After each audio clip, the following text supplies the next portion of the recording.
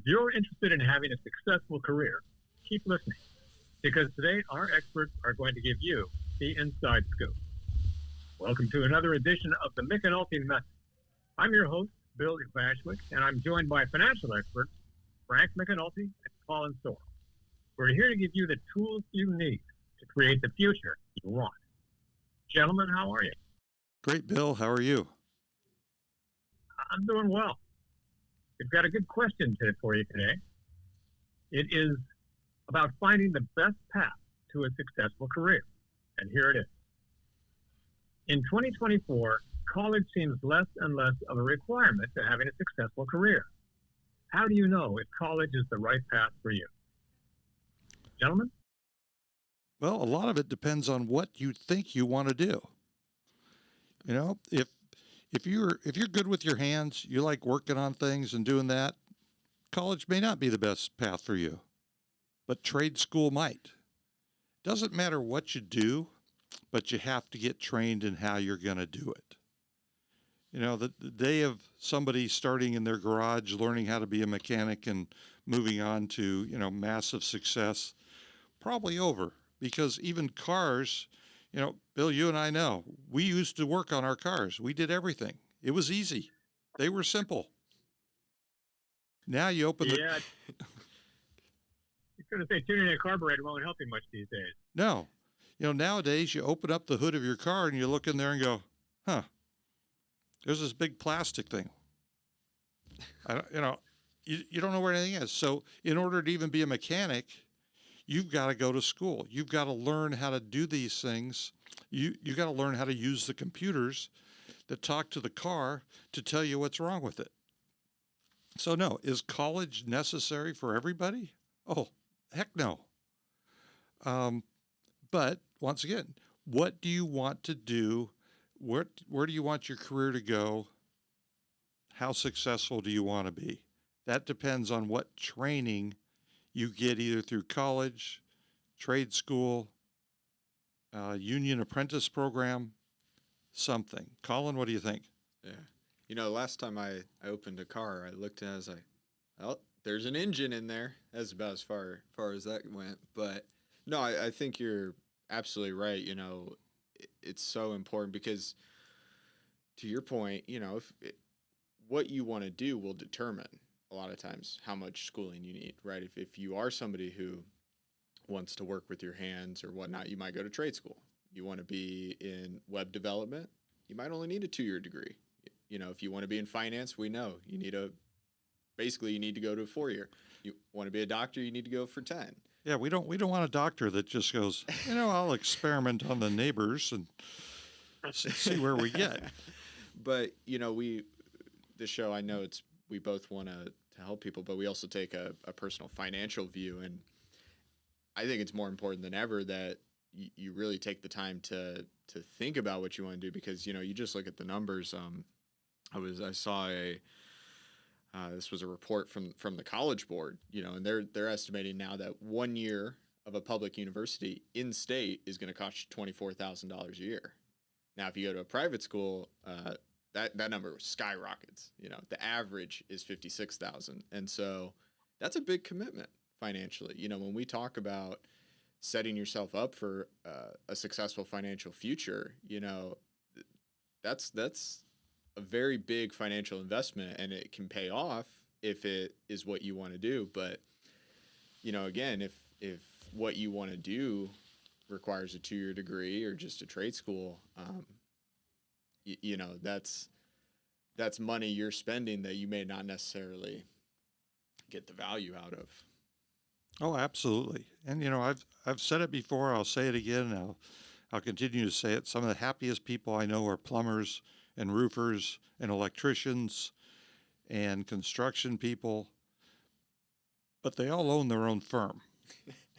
So they got enough training, they learned along the way to have their own business. Now, that's not to say that a union electrician makes a very good living, never has to own his own business. A union elevator repair person makes a very good living. But they go through an apprentice program. They have to get in. There's qualifications to get in. And so, yes, once again, does everybody need to go to college? No. You want to become a doctor? Yes. You want to be a lawyer? Yes. You want to be a successful accountant? Yes. You've got to get an accounting degree. Can anybody learn to do accounting, learn to do QuickBooks, and probably set up their own business? Probably. You'd be better served, though, if you actually had some background in accounting and had some background in tax. You'd be more successful. It, like I said, it depends on how successful you want to be, what you want to be, whether it's required, on and on and on. You know, I'm thinking of for some reason, the military just popped into my head. You know, you can join the military, you can have a very successful career, you can stay there 20, 30 years, retire from there. Great career. But you know, along the way, they're going to send you to schools. They're going to demand that you go to schools to learn things and advance. So the fact that, you know, college is not a requirement for everything, but learning is. Learning in life is a requirement for just about everything because nothing's simple anymore. You know, just go back to the car example. You know, look, I've pulled car engines out. I've replaced clutches. I've rebuilt engines. I wouldn't know where to start today. And I think I'm a pretty smart guy, but I'd have to go back and learn how to do it with the new stuff. And granted, with YouTube, the great thing about YouTube, there's somebody out there who will show you how to do anything, and usually pretty right. But that's, believe it or not, that's learning. You know, you're going to school. You're just not paying to go to something with a 3 or 4 letter name. All right. So here's the follow-up question I hear a lot. I want to go to college. What are some tips for minimizing the cost of going to college? Well, Gentlemen? I mean, this is something, you know, it's funny. I looked into after the fact, you know, Frank, I think you have a similar situation. You know, you went to a 4-year right out of high school, but, you know, after the fact, when I finished my bachelor's and wanted to go back and keep learning things and looking into things, you know, I looked at the community college route, and I came out of that saying, you know, I probably should have done this the first go around, because at least just, again, from a financial perspective, you know, I kind of gave the numbers on going to a public school or a private 4-year. The same study, you know, if you go to a community college in 2024, and again, you go to a community college, you probably live in the area, so you don't have the same housing and food costs and all that. But if we just look at for tuition, average in the country, just under $4,000 a year. I mean, significantly less. And, you know, when you go to a 4-year, you're going to have to take all those classes you could get at the 2-year. You know, it's your general education. So I think that's, first off, if you are very set on going to college, that's a great way to start. Well, let's start even further back. Let's start in high school. You're determined you're going to go to college. You need a degree. You want to go to college. Get the college experience. Now, most people I know, the college experience was going to college full time and working 30 hours a week, but we all know what the college experiences people want. Then you better be working, unless you're born into rich parents or want to be poor for a long time, you better be working your butt off in high school to get that straight A's, or, you know, with the extra classes they have nowadays, it's sort of like straight A pluses in all your classes. And then schools will give you scholarship money. They will cover a great deal of your costs. And if you're a star, not only do you have great grades, but you're very involved with the school, you're saving the whales, cleaning the beach, something to make you stand out from the rest of the people, they will give you money. They will give you a lot of money. Of course, when they give you that money in your first year of school, you better continue to do really well. Right. Otherwise, they will take that money away. So you're going to earn it one way or another. You know, so there's ways to do it. I hate to say it, you can join the military. Yeah.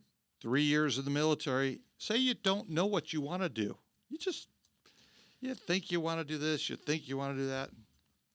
A lot of people I've talked to that have gone into the military out of high school says best thing that they ever happened, because they actually were able to grow up, figure out what they wanted to do, and then the military pays you to go to school for the next 4 years. So there's always ways to do it. Also, you don't have to graduate from college in 4 years. You're going to be working for the next, hate to say it, 50 years or so. So what difference does it make if you graduate from college when you're 22 or 24? So you only take 3 classes a semester because you're working more, but you don't end up with a lot of debt. And that might actually help you with your career, because you're gaining a lot of work experience, so that when you get out there to interview, you say, well, I've done this in my job, this in my job. There's all these trade-offs. So there's ways to do it without going into massive debt. It just may not be the easiest. Well, speaking of massive debt, that brings us to our question of the day, and it's from Lola. And she says, I am in love with a school, but it costs $35K a year. This is after financial aid, with the original price being $63K a year just for tuition. I also don't know much about how loans work. I am first generation and low income, but my parents have excellent credit scores. Is this a bad idea? What would you guys tell Lola? Well, $35,000 a year times 4 is $140,000 a year. If you have to borrow all that, you have to pay all that back. That's a lot of money. I'm going to go back to Colin's idea. Go to the local community college, get straight A's, and that same school will be very happy for you to show up and come in as a junior, because you got straight A's at community college. And their feeling is, well, they're going to get straight A's here because they're a good student. Because they lose students along the way. All these people that come in as freshmen, they lose them. They don't do well. Too much college experience. Too much college experience. Yeah, they're getting that college experience. I know people like that. They had a little too much college experience their first year, and so they had to leave college and go back a little later. So, the key is, what's the name on your diploma when you graduate? No one looks to see where you went the first 2 years of college. It's where you graduated from and how well you did. And Lola, you'd be much better off, even if you had to borrow $70,000 and get that full college experience, for 2 years. Great. Those are the important classes anyways. Those are the classes where you're going to be with your group that's going to go into the same industry as you are. That's where you're going to make your contacts and build your network. So to me, that's a much better idea than $140,000 in debt. No, absolutely. I can't even tell you. I don't think I talked to one person that I met in a GE class, unless they were also in my major. But and you said 35 times 4. I mean, that's even, again, are you going to come out in 4 years? I know I switched my major. I thought I knew what I wanted to do when I was 18, and that's even more money. And I think there was a question about the loans and how those work, and obviously, I would recommend anybody go do research on this, because there's all kinds of loans, but private loans, government loans, but even if you focus on the federal ones, it's going to be hard to get 35 grand in federal loans, and so you kind of have to divide it between what they call subsidized, unsubsidized, and I would say go look into it, because some of those also accrue interest while you're in school. So it can balloon very quickly. So I completely agree with Frank. Look at the 2-year route, because it almost cuts the cost in half when you're all said and done. All right. Well, thank you, guys. It was very interesting stuff. Now, on our next episode, I understand you're going to reveal the secrets to successfully navigating college once you're there. I mean, from how to decide on a major to building towards your post-college future. And for you listening, you don't want to miss this. You're going to find out stuff that will save you time, money, and hassle. And thanks for listening. If you want to learn more, you can check out our other episodes at our YouTube channel, at TheMcEnultyMethod, or wherever you're listening to this podcast. We'll see you next time on The McEnulty Method.